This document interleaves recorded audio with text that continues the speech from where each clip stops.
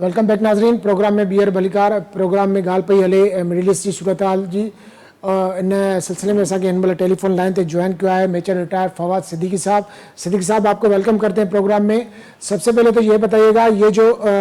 Current situation है middle east की और जैसे खलीजी ममालिक पे अटैक्स हो रहे हैं रिटेलिएट के चलते जो ईरान कर रहा है, उसको आप किस तरह से देख रहे हैं? और जैसे अपना हरमुज बंद हुआ है, तो आप क्या समझते हैं कि इस पे खित्ते पर और यूरोप पे इसके क्या असरात मुरतब होंगे? जी, बहुत बहुत शुक्रिया। देखिए, ये जो आपने जैसा जिक्र किया खलीज ममालिक पे रिटेलिएशन है, ईरान ने जब नेगोशिएशंस हो रही थी तो उस वक्त भी उसने ये अपनी इरादा ज़ाहिर कि अगर उस पर अमेरिका या इजराइल ने हमला किया तो वो अमेरिका के जितने बेसिस जो इस खित्ते में मौजूद हैं उसको निशाना बनाएगा। और जब आपने देखा नेगोशिएशन के बावजूद जो है इजराइल और अमेरिका ने इस पर हमला किया, तो उसने वही किया जो उसने पहले कहा था कि जो अमेरिकी मफादात इस खित्ते में या खलीज ममालिक में है उनको वो निशाना बना रहा है। इसी वजह से आपने देखा कि जो खलीज ममालिक उन्होंने इसकी मजम्मत तो की है, लेकिन इसकी रिटेलिएशन जो है वो उससे एक स्टेप पीछे है। इसी वजह से कि वो भी ये समझते हैं कि अमेरिका की जो बेसिस उनके ममालिक में मौजूद थी और वो बेसिस इस वजह से मौजूद थी किसी एग्रेशन की सूरत में अमेरिकी जो है वो उस मुल्क की हिफाजत करेंगे, वो भी उन्होंने नहीं की। और दूसरा बात जो है वो ईरान से कर रहा था, और अब जो खबरें आ रही हैं वो ये हैं कि वो बिल्कुल मुज़ाकरात जो है उसके करीब पहुंच चुके थे, हतमी शक्ल उसको दी जा चुकी थी। आपने देखा कि उनके जो मार्को रूबियो है उन्होंने भी ये बात की कि जी क्योंकि इजराइल जो है वो हमला करने का तय कर चुका था ईरान पर, तो हमें भी मजबूरन जो है उसका साथ देना पड़ा। इस वजह से खलीज ममालिक जो है वो इस बात को समझते हैं कि ईरान के रिटेलिएशन जो इस खित्ते में यूएस की बेसिस हैं उन पर हमला करने के अलावा और कोई चारा नहीं है। खित्ते के लिए नहीं बल्कि पूरी दुनिया के लिए जो है वो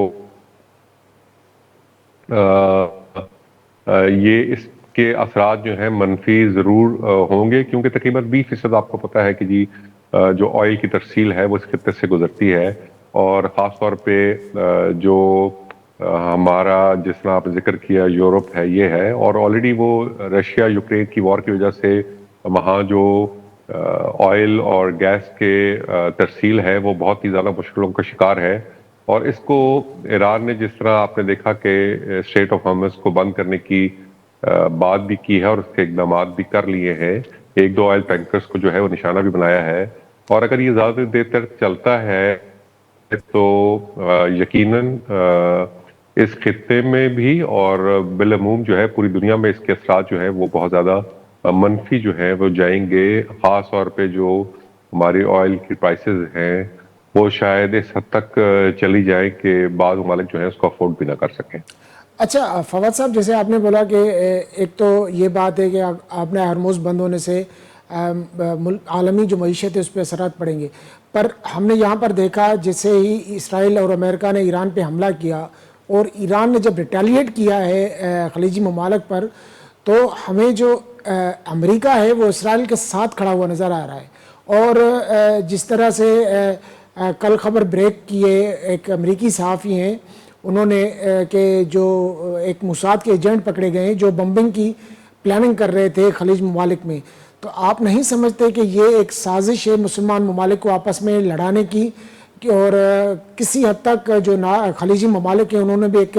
रिस्पॉन्सिबिलिटी का मुजाहरा किया है, अब तक उन्होंने सिर्फ बात की है। तो ये वक्त नहीं है कि हम सब जो मुसलमान ममालिक हैं उनको समझना चाहिए कि इसराइल की शुरू से यही कोशिश है कि आपस में मुसलमान ममालिक आपस में लड़ें? जी बिल्कुल, आपकी बिल्कुल वजह बात है, इसमें तो कोई दो राय नहीं है कि इसराइल जो है उसकी हमेशा से कोशिश रही मुस्लिम उम्मा है जो वो कभी भी यकजहती का मुजाहरा न करे, क्योंकि अगर वो एक हो जाते हैं تو اسرائیل کا جو یہاں اس کا ہونا جو ہے وہ شاید نہ ہو پائے جو گریٹر سکے. لیکن دیکھیے اس سے تھوڑا سا پہلے آپ جائیے, اگر اکائی مسلم امہ میں ہوتی تو پہلے ہی اسٹیپ میں جو خلیج ممالک ہیں یا مسلم ممالک ہیں وہ جو ہے اپنی زمین کبھی بھی جو ہے وہ یو ایس کو بیسز بنانے کے لیے نہ دیتے. ان کو بیسز بنانے کی جو ان کو جو درکار تھی وہ یہی تھی کہ جی ان کے پیکٹ یو ایس سے اسی طرح تھے کہ جی اینی ایگریشن یا وار جو ہے یو ایس جو ہے وہ ان کو سپورٹ کرے گا اور ان کے لیے جو ہے وہ یہ لڑائی لڑے گا, ان کو ڈیفینڈ کرے گا. نیٹو کے جو بیسز ہے یہ اسی وجہ سے موجود تھی. تو جہاں تک مسلم امہ کے اتحاد کا تعلق ہے وہ بالکل اسی طرح ہے, لیکن ہماری تاریخ مسلم امہ کی کوئی اس چیز میں اچھی نہیں ہے. بہت ساری جنگیں جو ہیں اس مد میں ہو چکی ہیں, اور اسرائیل کی جو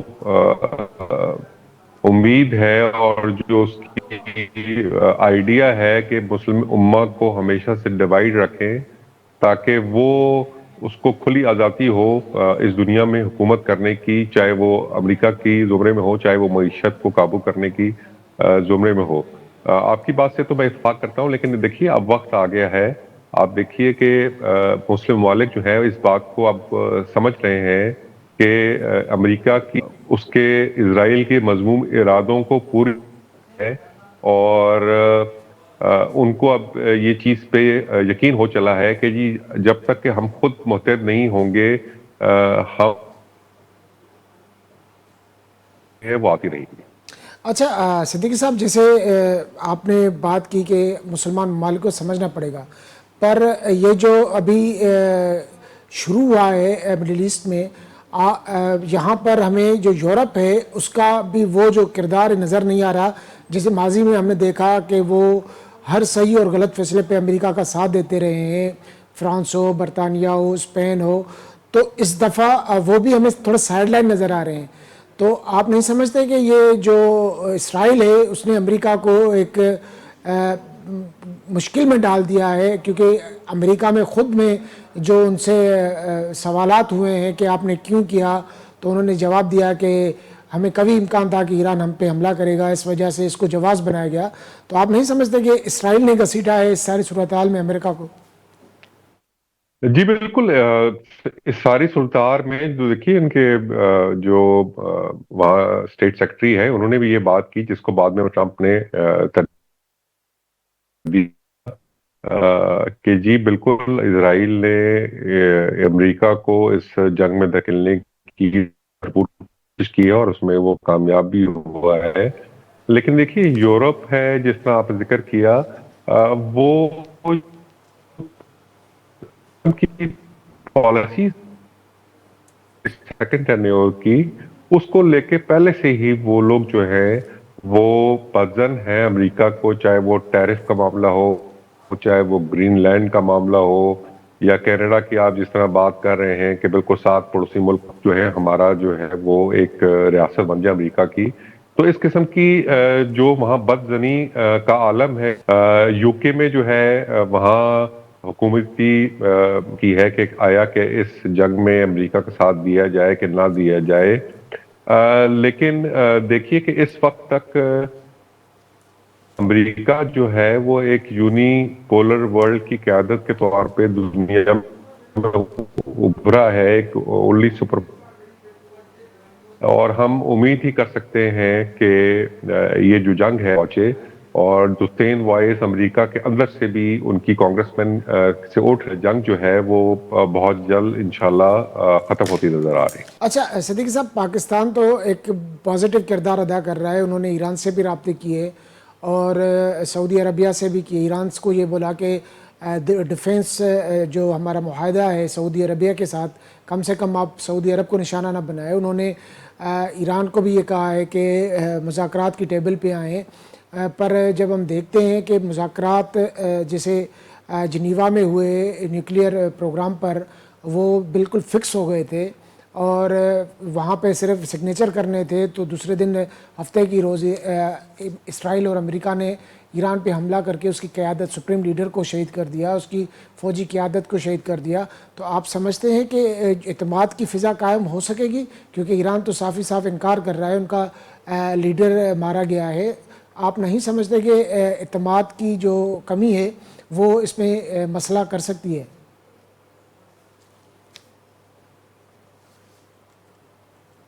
کی کمی کا، اعتماد کا فقدان تو وہ ہمیشہ سے ایران اور امریکہ اور اسرائیل کے درمیان رہا ہے. ایران نے حتی الامکان کوشش کی کہ وہ ورلڈ فورم پہ، چاہے یو این ہو، چاہے او آئی سی ہو، چاہے اور بھی جس طرح کے فورم ہو، ان کو جو ہے وہ استعمال کرے. اور اس نے اپنے ملک میں آئی اے جو اٹامک کمیشن ہے یو این کے اندر، اس کو بھی آنے کی اجازت دی. آپ دیکھیں دنوں جو آئی اے کے سربراہ نے بھی یہ بات کی کہ ہمیں کوئی شہوات ایران میں نہیں ملے کہ وہ جنگ کے لیے استعمال کرے. لیکن اس کے باوجود دیکھیے الٹیمیٹلی جو بھی حل ہوتا ہے وہ ٹیبل پہ ہی ہوتا ہے. لیکن میں سمجھتا ہوں اس دفعہ ایران جو ہے وہ یہ ضرور ثالثی میں جو ممالک موجود ہیں خلیج کے، خاص طور پہ ان کے علاوہ بھی ترکیہ ہے، پاکستان ہے، ان کے علاوہ وہ یہ بھی کوشش کرے گا کہ چین کو اور رشیا کو بھی اب اس چیز میں شامل کرے، تاکہ کل کو کوئی بریچ آف ٹرسٹ ہوتا ہے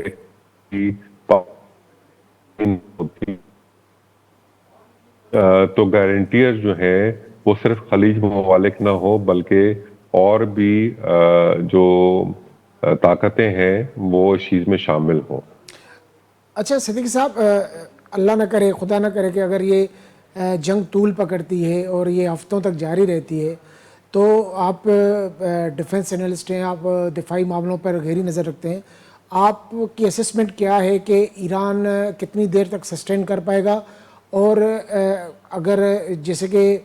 باتیں چل رہی ہیں، نمبر سے چل رہے ہیں کہ ایران پروجیکٹائلز فائر کر رہا ہے، اس کی جو کاسٹ ہے وہ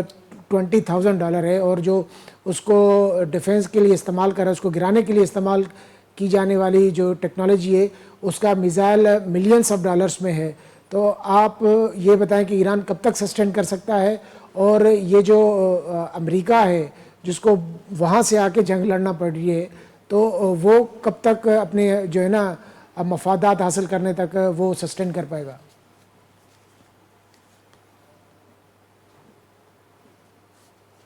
بالکل، آپ کی بالکل بجا بات ہے. دیکھیے ایران تو دنوں سے